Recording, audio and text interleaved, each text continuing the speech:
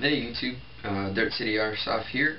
Today I'm going to go over my Matrix SR-16, how I have it set up, what I like about it, what I don't, gripes, and just stuff like that. So keep watching.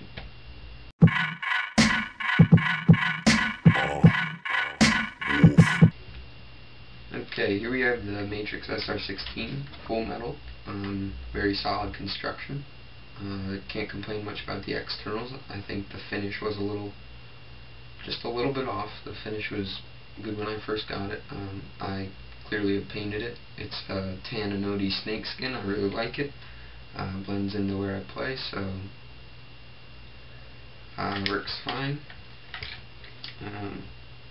Gripes about the externals are first off, the selector switch. The selector switch on the right side it's fairly crisp. It's not as good as it could be. It's okay. Now you get to the left side, the ambidextrous part, and it's just absolute trash. I don't know if you can see that, but it wobbles like a quarter of an inch either way. It's ridiculous.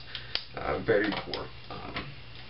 And also, I can't get the gearbox out. It's seemingly impossible to get the gearbox out of this gun. Beside that, rail system is solid. Also, another little gripe is that there's a little bit of wobble in between the two receivers, not much. Stock obviously has a little bit of wobble. Everyone knows how to fix that with electrical tape. Now, things I've done to it, I run a...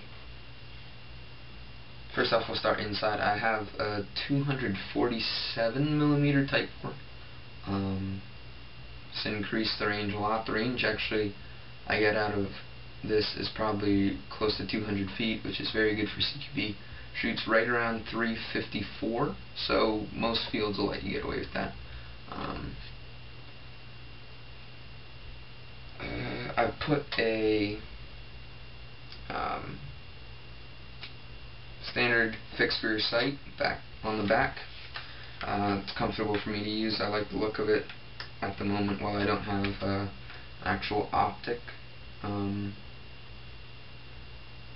I have this little flashlight up here that really isn't bright. It's more for just a look. I'm planning on replacing that with a M600 or M6 replica.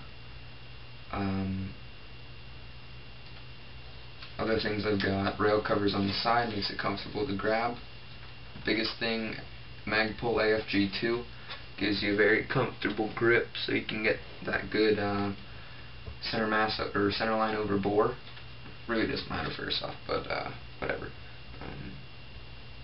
I also have a QD suppressor on it. I actually don't have the suppressor right now. I left it at a friend's house over the weekend, but it screws on and off. It's painted to match this. It's very nice. I like the look it gives.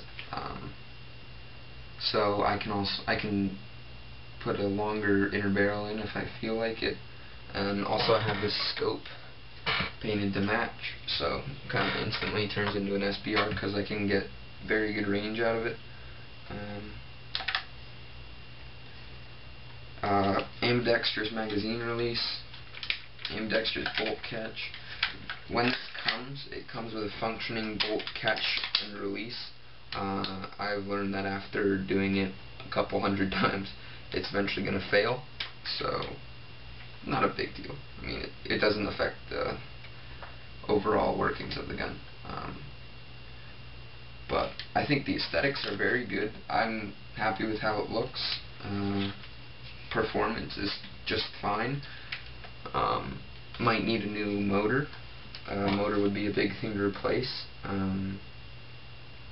I can't really replace anything else because I can't get into the gearbox.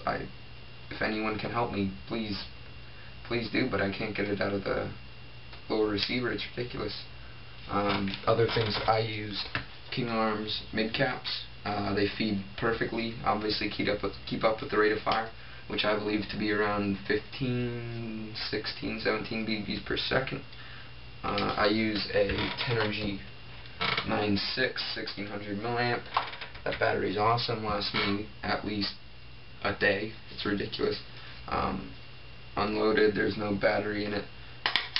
There's a bit of magazine wobble. I put tape on the inside, keeps it fairly sturdy, or fairly stable, but you know, on the real steel ones they have wobble too, so that really doesn't matter. I'm happy with the look. So one more thing. As you can see, I've got these little numbers all over my gun. What those are is they're called armory numbers, and it basically is saying this and this and this and this and this go together. So shout out to Special Ops M4 there. He makes awesome videos, awesome kits, and he does it the right way. So shout out to him. Comment what you think on this. Thanks for watching, guys.